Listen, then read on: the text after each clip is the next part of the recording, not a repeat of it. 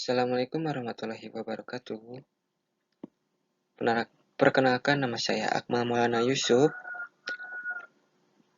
Saya di sini akan mempresentasikan analisis laba kotor. Laba merupakan keuntungan yang didapatkan perusahaan setelah dikurangi biaya yang terkait dengan produksi dan operasional penjualan. Macam-macam laba. Yang pertama, laba bersih atau net profit. Merupakan laba yang didapatkan sesudah mengurangi biaya-biaya yang menjadi beban perusahaan pada suatu periode tertentu, termasuk pajak. Yang kedua, laba kotor atau gross profit adalah laba yang didapatkan sebelum dikurangi dari biaya-biaya yang menjadi beban perusahaan tersebut. Analisis laba yang selanjutnya, analisis laba kotor.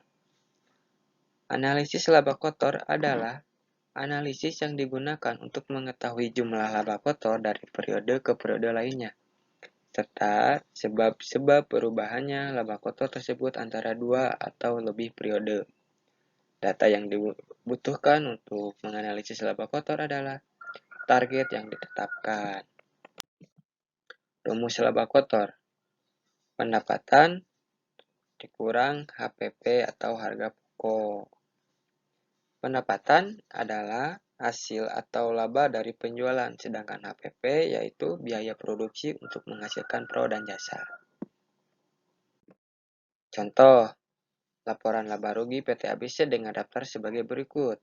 Penjualan bersih 100 juta, HPP 40 juta, biaya pemasaran 10 juta, biaya keperluan administrasi 10 juta, pajak 5 juta.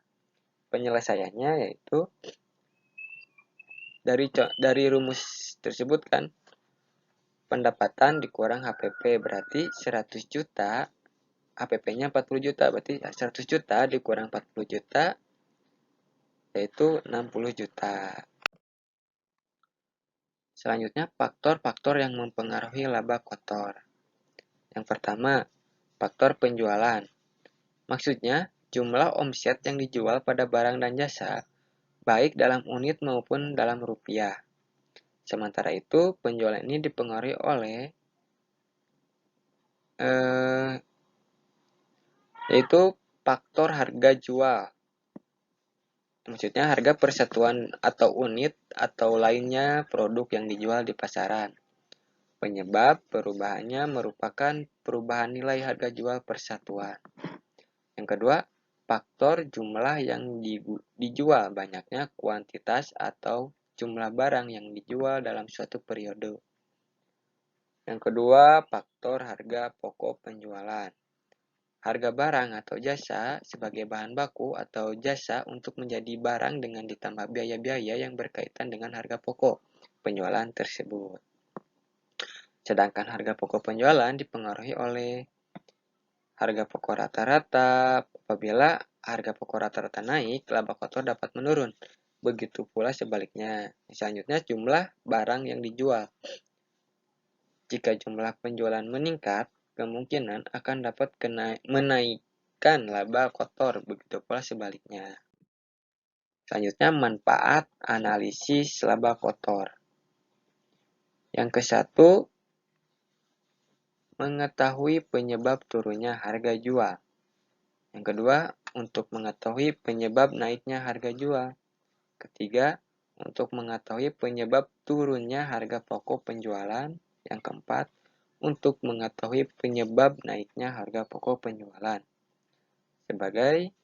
Yang kelima, sebagai bentuk pertanggungjawaban bagian penjualan akibat naik turunnya harga jual. Yang keenam, sebagai bentuk pertanggungjawaban bagian produksi akibat naik turunnya harga pokok. Ketujuh, sebagai salah satu alat ukur untuk menilai kinerja manajemen dalam satu periode. Nah, cukup sekian presentasi yang saya paparkan. Mohon maaf bila ada kesalahan dalam penyampaian kata. Wabillahi taufiq wal hidayah. Wassalamualaikum warahmatullahi wabarakatuh.